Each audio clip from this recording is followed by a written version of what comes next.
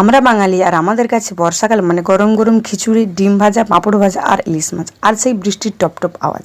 আর এর সাথে যদি পড়ে যায় একটা বিয়ে বাড়ি তাহলে কেমন হয়।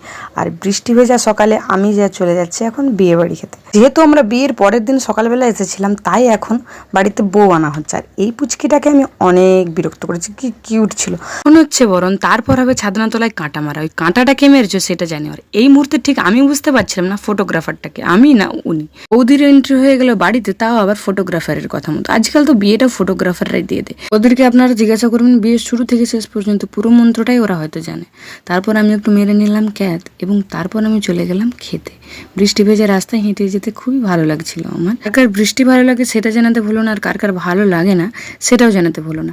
তারপর হাঁটতে হাঁটতে আমরাই পৌঁছে গেলাম এই আশ্রমে। আর এই আশ্রমটা কোথায় আছে যে জেনে থাকো শেষে প্লিজ কমেন্ট করো। জায়গাটা ছিল খুব সুন্দর। আর আজকের খাওয়া দাওয়াটা ছিল ওইখানে, আর ওইখানের অ্যাটমসফিয়ারটাও ছিল খুব সুন্দর।